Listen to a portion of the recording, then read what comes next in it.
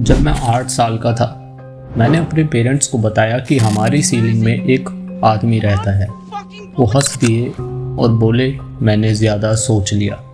बच्चों को ऐसा लगता है। उन्होंने कहा, शैडोज शेप्स लाइट का खेल है।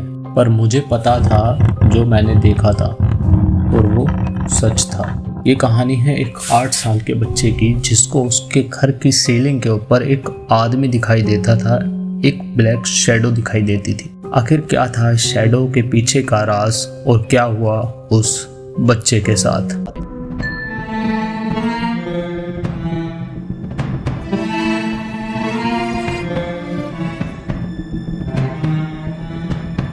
ये रात को जब घर बिल्कुल शांत होता, मुझे आवाज़ सुनाई देती थी, हल्का सा खरोचने, जैसे जैसे कोई लकड़ी पर नाखून घुमा रहा हो।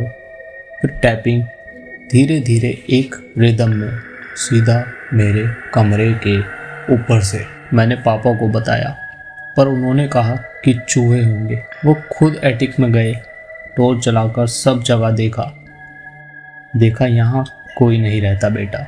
पर मुझे पता था वो वहाँ था, क्योंकि कभी कभी रात को बीच में मैं उठता और उसे देखता। एक काला पतला साकार सीलिंग से चिपका हुआ, जैसे दाग लग गया हो। उसका सिर अजीब तरीके से एक तरफ झुका हुआ, हाथ पैर टेढ़े मेढ़े, जैसे इंसान के हो ही नहीं सकते। वो हिलता नहीं था, पलक भी नहीं झपकाता था, सिर्फ देखता रहता था। उस दिन के बाद मैंने अपने कमरे में सोना बंद कर दिया। मम्मी पापा से मैंने रिक्वेस्ट करी कि मुझे अपने साथ सोने दे, पर जब उन्होंने मना कर दिया तो मैंने चुपके से अपनी बहन के कमरे में सोना शुरू कर दिया। फिर एक रात मैंने एक गलती कर दी। उस रात मुझे प्यास लगी। मेरी बहन सो रही थी अपनी चादर के अंदर छुपी हुई। मैं उसे जगाना नहीं चाहता था, तो मैंने चुपके से बाहर आ गया। घर पूरा शांत था, पुरानी लकड़ी की स्मेल से भरा हुआ था। मैंने किचन में जाके पानी निकाला, एक घूंट लिया और तभी टैपिंग शुरू हो गई, बिल्कुल धीरे से, बिल्कुल मेरे सर के ऊपर से। मैं चुप हो गया और मेरी सांसें रुक गई। अब आवाज़ और तेज हो रही थी। पहले सिर्फ खरोचने की आवाज़ थी, अब जैसे कोई उंगलियों से लकड़ी पे टप टप टप टप कर रहा हो। और इस बार वो रैंडम नहीं थी, वो मुझे फॉलो कर रही थी। मैंने एक कदम आगे बढ़ाया, टप, दूसरा कदम, टप टप, और फिर मुझे महसूस हुआ कि मुझे कोई देख रहा है, मेरा पीछा कर रहा है। मैंने जैसे ही ऊपर देखा, वो वहीं था, मेरे बिल्कुल ऊपर, सीलिंग से चिपका हुआ। उसके हाथ पैर टेढ़े मेढ़े, जैसे किसी इंसान के नहीं हो सकते। मैंने फिर वही दृश्य देखा। उसका सिर उल्टा हो चुका था और आंखें बिल्कुल काली थी। मुंह एक अजीब बड़ी मुस्कुराहट से खिंचा हुआ था। वो मुझे देख रहा था। मैं हिल नहीं सकता था, सांस भी नहीं ले सकता था। और फिर वो चलने लगा। वो सीधा नीचे आया, सीलिंग पर ही चलने लगा। उसके हाथ पैर लकड़ी में घुस रहे थे, जैसे मकड़ी की तरह। वो मेरी तरफ बढ़ रहा था और ये देखते ही मेरा हाथ से गिलास छूट गया। वो जोर से जमीन पर गिरा और गिलास के टुकड़े टुकड़े हो गए। उस आवाज़ ने मुझे तोड़ दिया और जैसे एक झटके से मैं होश में आ गया। भाग कर गया और सीधा बहन के कमरे में दरवाज़ा जोर से बंद किया, ब्लैंकेट के नीचे घुस गया।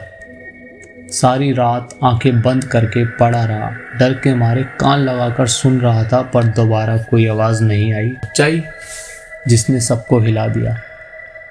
अगले दिन मैंने मम्मी पापा से फिर कहा कि एटिक चेक करो। पापा गुस्से में आ गए, बोला, बस करो ये नाटक। पर मम्मी मेरी आंखों में डर देख चुकी थी। उस दिन शाम को उन्होंने पापा को मना लिया कि एक बार और एटिक देखते हैं। मैं देखता रहा जब पापा सीढ़ियाँ खोलकर ऊपर गए, टॉर्च जलाई, चारों तरफ घुमाया। एक पल के लिए शांति थी और फिर पापा रुक गए। उन्होंने अंदर आकर देखा और धीरे से कहा, ये कहाँ है? मम्मी ने पूछा, क्या हुआ? पापा ने तुरंत जवाब नहीं दिया। फिर वो नीचे आए। उनका चेहरा पीला पड़ चुका था, हाथ कांप रहे थे। उनके हाथ में एक पुराना पीला कागज़ था, उस पर कुछ लिखा हुआ था, टेढ़ी मेढ़ी, बड़ी अजीब हैंडराइटिंग में। 2 शब्द, और वो लिखा हुआ था कि आई सी यू। उसी रात पापा ने एटिक को कील से बंद कर दिया। मैंने उस कमरे में कभी नहीं गया, पर मुझे लगता है कोई फ़ायदा नहीं हुआ, क्योंकि सालों बाद जब हम घर छोड़ चुके थे, मैंने एक दिन ऑनलाइन देखा कि हमारा पुराना घर बेचने के लिए लिस्टेड है। उस लिस्टिंग की फ़ोटो देखी, सब कुछ नए रंग से सजा हुआ था। पर जब मैंने अपने पुराने कमरे की फ़ोटो देखी, मेरे पैर थितक गए। सीलिंग के एक कोने में एक छोटा सा काला दाग था, एक दाग जो बिल्कुल एक मुस्कुराते चेहरे जैसा लग रहा था।